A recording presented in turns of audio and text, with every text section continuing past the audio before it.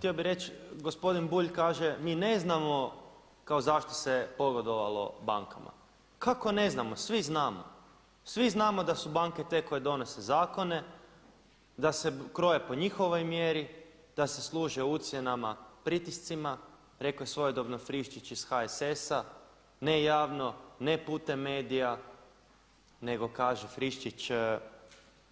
Friščić, veli nego u 4 oka, ako se takve stvari naprave, bit će ugroženo financiranje državnog proračuna itd., itd.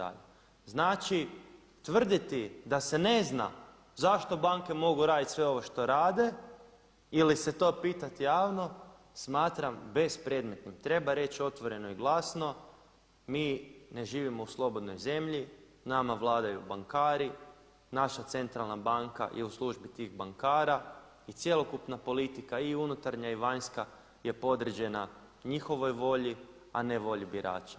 Sabor ne vlada, mi ovdje ne možemo smijeniti guvernera, mi ovdje čak i da ne prihvatimo izvješće o radu, tj. mi čak ne možemo ovo izvješće, pazite ovaj paradoks, ovaj cirkus. Znači mi sad slušamo, javljamo se za rasprave, neko u ime kluba, kao moj kolega Bunjac, netko osobno, pojedinačno, međutim što na kraju, možemo li mi reći nismo zadovoljni izvješćem? Ne možemo.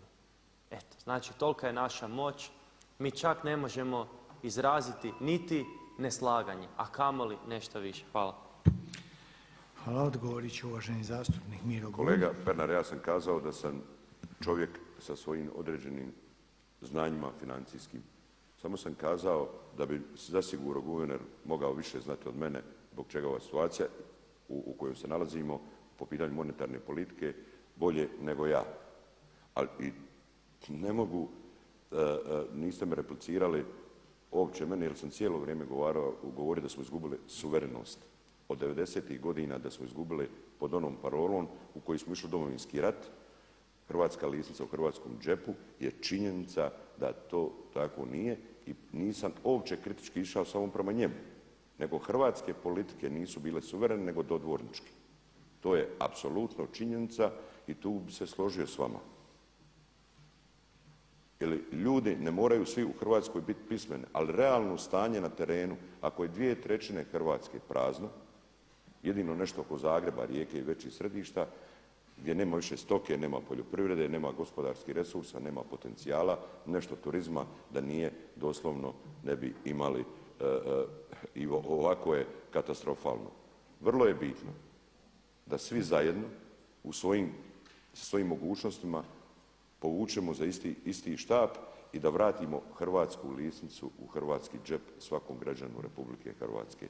A ovo je paradigma, to je pod navodne znake, da se naše hrvatske banke koje su opljačkane, najprije se utvrdi odgovornost, jer neko je predao vlasništvo koje su naši građani, naši roditelji, očevi, majke stvarale u strane ruke.